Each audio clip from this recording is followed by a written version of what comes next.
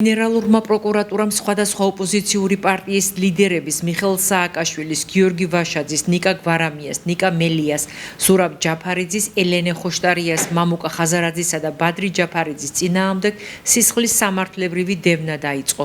შესაბამისი განცხადება უწყებაში გამართულ ბრიფინგზე გენერალურმა პროკურორმა გიორგი გვარაკიძემ გააკეთა. საქმე ეხება სახელმწიფოს წინააღმდეგ ჩადენილ დანაშაულებს, კერძოდ საბოტაჟს, უცხო ქვეყნისთვის მტრულ საქმიანობაში დახმარებას, საქართველოს კონსტიტუციური წყობილებისა და ეროვნული უშიშროების საფუძვლების წინააღმდეგ მიმართული საქმიანობის დაფინანსებას და საქართველოს კონსტიტუციური წყობილების ძალადობით შეცვლისკენ ან სახელმწიფოს ხელისუფლების დამხობისკენ მოწოდებას.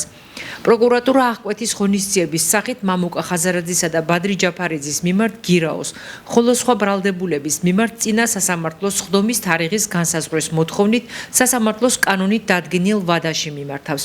როგორც გიორგი გვარაკიძე ამბობს, საქმეზე გამოძიება გრძელდება და მისი მიმდინარეობისა და შედეგების თაობაზე საზოგადოებას პერიოდულად მიეწოდება ინფორმაცია.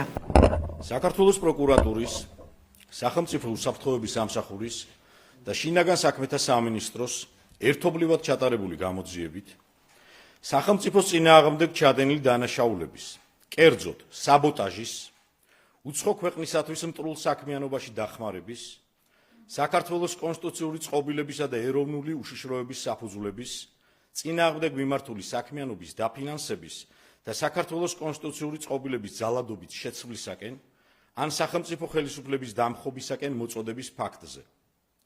სისხლის სამართლებრივი დევნა დაიწყო მიხეილ სააკაშვილის, გიორგი ვაშაძის, ნიკა გვარამიას, ნიკანორ მელიას, ზურაბ გირჩი ჯაფარიძის, ელენე ხოშტარიას, მამუკა ხაზარაძის და ბადრი ჯაფარიძის მიმართ. უკრაინაში საომარი მოქმედებების დაწყების შემდეგ რუსეთის ფედერაციასთან შესაძლო სამხედრო კონფლიქტის თავიდან არიდების მიზნით საქართველოს ხელისუფლებამ ეროვნული უსაფრთხოების ინტერესების გათვალისწინებით აირჩია პოლიტიკა. აგრესორი ქვეყნის წინააღმდეგ არ დაეწესებინა ეკონომიკური სანქციები და ქვეყანაში შეენარჩუნებინა მშვიდობა. აღნიშნულის გამო საქართველოში მოქმედი ზოგიერთი ოპოზიციური პარტიის ლიდერები ელენე ხოშტარია, ზურაბ გირჩი ჯაფარიძე და გიორგი ვაშაძე საქართველოს სახელმწიფოებრივი ინტერესის საზიანოდ საერთაშორისო სანქციების დასაწესებლად ხელოვნური საფუძვლის შექმნის მიზნით უცხო ქვეყნის სახელმწიფოს წარმომადგენლებს აწვდიდნენ ინფორმაციას საქართველოში ნავთობპროდუქტების იმპორტის, ასევე საქართველოს სამხედრო სფეროში მათ ხელთ არსებული თუ გამოგონილი ვითარების შესახებ. ავრცელებდნენ ცრუ ინფორმაციას, რომ თითქოს საქართველოს საჰაერო სივრცე გამოიყენებოდა ირანული საბრძოლო დრონების რუსეთის ფედერაციისათვის მისაწოდებლად.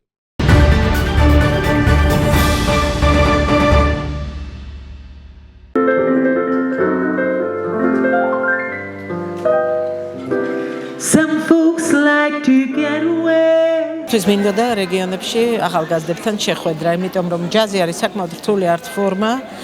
დღეს საყოველთაო გაჯეტიზაციის პირობებში ახალგაზრდები შეიძლება სხვა მუსიკას უსმენდნენ. ამიტომ მე გადავწყვიტე რომ დამეინტერესებინა ახალგაზრდები, უბრალოდ კაუჭი გამომედო და თუ დამსწრე ახალგაზრდებიდან 2 ან 3 ადამიანი მაინც დაინტერესდება ამ ულამაზესი არტ ფორმით, ჩემთვის უკვე მიღწევა ეს პროექტი არის, ამ პროექტს ქვია შემოქმედებითი აქცენტები და ხორციელდება სააგენტოს შემოქმედებითი საქართველოს მხარდაჭერით, ეს არის კულტურის სამინისტრო, დაიწერა პროექტი და კულტურის სამინისტრო კერძოდ კი სააგენტო შემოქმედებითი საქართველოს დაგვიდგა გვერდზე და დღეს ვართ აქ რამდენიმე ქალაქში მქონდა არაჩვეულებრივი შეხვედრები, მე ამას მასტერკლასს არ ვეძახი, მე ამას შეხვედრას ვეძახი, იმიტომ რომ ეს არის უბრალოდ საწყისი ეტაპი იმისთვის, რომ ადამიანი დაინტერესდეს და შეიძლება სახლში მისვლისას სწორედ ის ორიგინალი მოისმინოს, რომელზედაც მე მექნება საუბარი, ასე რომ ეს არის ყველაზე მნიშვნელოვანი, რომ ერთ დღეში რა თქმა უნდა აქ ვერ ამეცადინებ და ვერ გაზრდი ადამიანს. მაგრამ ყოველ შემთხვევაში დაინტერესება შესაძლებელია, ასე რომ დიდი იმედი მაქვს, რომ ეს შეხვედრა იმუშავებს და ბავშვებს მოსწავლე ახალგაზრდობაში გავაჩენთ აი სწორედ ამ რთული არტ ფორმის მიმართ ინტერესს. ძალიან მიყვარს ჯაზი, ეს არის ცალკე ფენომენი მუსიკის და ძალიან მნიშვნელოვანია მისი პოპულარიზაცია, მიუხედავად იმისა, რომ არაკლია. ძალიან ბედნიერი ვარ, რადგან ზესტაფონელ მსმენელს აქვს იმის საშუალება, რომ ასეთი ტიპის ღონისძიება უმასპინძლოს ზესტაფონმა და ასეთ ადამიანს, მაია ბარათაშვილს და არ ვართ განებირებული ასეთი ღონისძიებებით ხშირად და ძალიან კარგი და სასიხარულოა დღეს ამ ღონისძიების ჩატარება ზესტაფონში. მინდა ვთქვა, რომ საინტერესოდ ვფიქრობ წარიმართება დღევანდელი ღონისძიება. უფრო კლასიკური მუსიკით ვართ განებივრებული ზესტაფონელის მსმენელი და ეს ჯაზის პოპულარიზაცია საკმაოდ მნიშვნელოვანი, საინტერესო და ბავშვებისთვის უფრო ბევრის მომცემი იქნება. ძალიან კარგი პროექტია.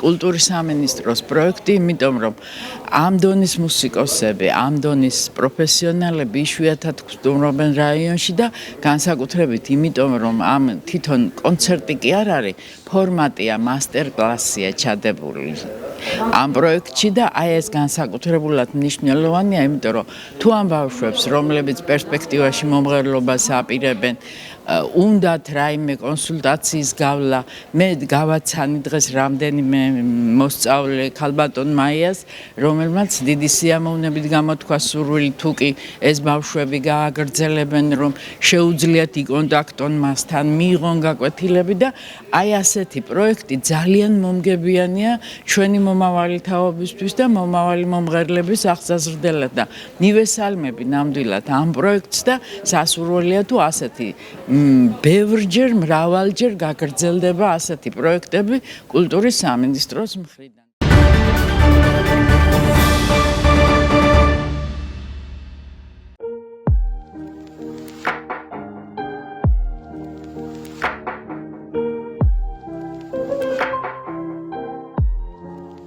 მე გახლავართ გიანებიერზე მეტსახელად რეინას მეძახიან და ასე მიცნობენ უფრო ჩვენთან რაიონში ზესტაფონში. განსაკუთრებული აი ესეთი ის რომ ამდენი რამე შეაგროვა და ესე ამით დაინტერესდა ეს ბოლო 4-5 წელიწადი ასე დაახლოებით რაც იქნება რაც ამით ვარ დაინტერესებული და კი ხედავთ აგერ ამ ულამაზეს ასე ვთქვათ ქვათა ღაღაც თუ შეიძლება ასე ვთქვათ ჟალებში ძირითადად ამას ამ ქვების იმას მე ვარჩევ ფერების განაწილების და ფორმის მიხედვით. როგორც მხატვრობაში არის ფერების განაწილება და ფერთა მეტყველება, ისე უყურებ მე მინერალებს და ქვებს.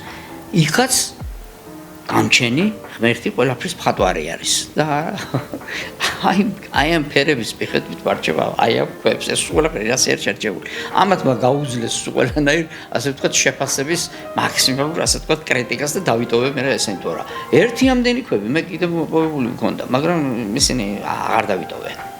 ესენი არის ის, ესენი აღარ მარტო ესენი კიდევ მაქვს გაჩვენებთ იმასაც რომლებიც რაღაცა ჩემი შეფასებით განსაკუთრებულად მიმაჩნია და ბუნების მშვენიერ, ასე ვთქვათ, მონაპოვრად, საჩუქრად მიმაჩნია და აი ამის მიხედვით არის ეს ზოგიერთი ქვა გავს რაღაცა კლდეებს. აი ნახეთ, როგორ არის ალამაზია. ხო წარმოგიდგენიათ, რამდენი ქვები ყრია, ასე ვთქვათ, ყრია და არავინ არ აქცევს ყურადღებას, ეს ბალასტი, ასე ვთქვათ, ხო? მაგრამ იქ თავს იჩენს ისეთი საოცარი რაღაცებია, რომელსაც მე მივაქციე ყურადღება და ჩავთვალე რაღაცნაირად საჭიროთ, რომ ესენი უბრალოდ მომეპოვებია. ახლა ეს ყველაფერი საიდან დაიწყო? ეს არის ძალიან საინტერესო. რატომ მაინც საიდან დავიწყე? იყო ერთი მომენტი. ჩემს ცოლთან ერთად ძირითადად ესენი უფრო უმეტესობა ჩემი ცოლის სოფელში მაქვს, სოფელი ლაშედან მაქვს მოპოვებული. ჩემი ცოლი არის მასწავლებელი, ძალიან კარგი მასწავლებელია და საოცრად უყვართ ბავშვებს. ეს პედაგოგი დაწყებითებს მასწავლებელი ლამარა ჭანკოტაძე სოფელაშიდან. ხოდა იქ გავდივართ ხოლმე საბანაოდ. ვათვალიერებს სანაპიროებზე ქვებს და ამით ვარ დაკავებული. ერთ-ერთი ასეთი გასვლის დროს სანაპიროზე მოვდივარ და ვნახულობ აბსოლუტურად მთლიანად მრგვალ ქვას. აი ხელში ავიღე და ვერსად ვერ მოძებნიდი რომ სადმე კონდეს ან შეჭლეტილა კლიენად აბსოლუტურად ბრუალი იყო როგორც ბილიარდის ბურთი ხომ გინახიათ აი მქვის მოძებნის მერე დავიწყე სხვა ქვებზე და ქვების ძებნა და სხვა ძებნა დავიწყე რა აქედან დაიწყო ეს ყველაფერი და ეს ბრუალი ქვა მეუბნება ვწოდნია ის ბაია წიქორიძე მას აქვს გალერეა თბილისში აი სამხატვრო გალერეა მაგარი უმჯერესი ადამიანია და აი იმას ვაჩუქე და იმას ეს ყოველთვის აქ გამოსაჩენ ადგილზე სპეციალური ეს გაუკეთებია რომ შეიძლება ეს სფეროსებურია ეს არის ჩადებული შიგნი და აი ესე ამ სტუმრები მოდის ან რაღაცა და იგუდებს ყოფთ და ლამაზად იმდენად უნიკალურია ის მარსიანი წერალი და კრიტიკოსი აი ეს ადამიანი მარეხ ბეჟანიშვილი ძალიან ამისთვისაც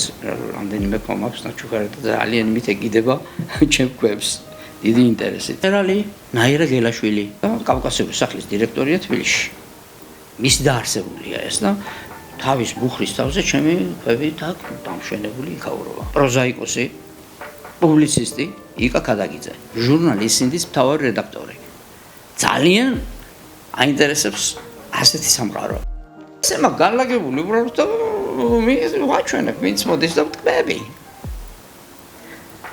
ეს არის ასე ვთქვათ აი როგორ გითხრათ ნივთი თავისთავად ხან მიყვარს მე ეს კვების ლამაზი კვების დარება რომელიმე ქვას ავიღებ მაგალითად ხარ თქმა ყველაფერს ვერ ადარებ აი ვთქვათ მაგალითად ავიღებ და ამას და ვატარებ სტილის მასავით არის მიყვარს მისი მასთან ხელით შეხება და ლამაზია მე ზოგიერთებს ვაჩვენებ ხომ ზოგიერთები ინტერესდებიან შაშის თამაში არის ჩემი უმთავრესი ჰობი ამაზე მეტი კიდე რა თქმა უნდა ის ამაზე მეტი ძალიან მნიშვნელოვანია ჩემ ცხოვრებაში შაშის თამაში იკავებს ყველაზე დიდ ადგილს თუ შეიძლება ასე ითქვას ნუ მე ძალიან მიყვარს სპორტად რა თქმა უნდა მაგას არ ვთვლი მე ისე როგორც შახმატი და შაში არანაირი სპორტი უბრალოდ დატოვან ეკუთვნება არ ვიცი ეს არის ხელოვნება ეს არის ლოგიკური თამაშის ერთ-ერთი ხელოვნება და შაშის ფაქტობრივად მე მაქვს შაშზე ქართულ ენაზე მაქვს წიგნი დაწერილი რომელიც 2000 წლიდან მივაქციე მას ყურადღება და განსაკუთრებულ შემთხვევებს შაშის პარტიების გათამაშების დროს როცა მე ვეთამაშები ჩემს რომელიმე მოპირდაპირეს ვიმახსოვრებდი გარკვეულ პოზიციებს რომელსაც ყურადღება მიიქცია და შემდეგ მათ ვამუშავებდი ანუ მის ანალიზს ვატარებდი აგერ რაც მაინტერესებს გავაკეთე 12-ეული მაქვს ახლა და აქ გეუბნები განსაცვიფრებელი სამყარო იშლება იმას გადაცემა ეს არის მუსიკა და ეს არის ხელოვნების ისეთი უნიშნულოვანი სტარგი როგორც არის პოეზია მე პოეტი არ ვარ პოეზიის ლექსებს არ ვწერე საერთოდ ლექსები არ ვწერე მაგრამ და ალბათ შეიძლება კი გაგიგონებათ თქვენ ჩემი განსაკუთრებული ინტერესი და განსაკუთრებული დამოკიდებულება ორი პოეტის მიმართ ამოყოფ ეს იყო გიორგი კორნაპელის სვირელი ორი არის გოჩა სკილაძე სიყვარულს უნდა შეხედან ყველაფერს სიყვარულის მზერით უნდა შეხედან ყველაფერს და მაშინ უფრო ბევრ რამეს დაინახავენ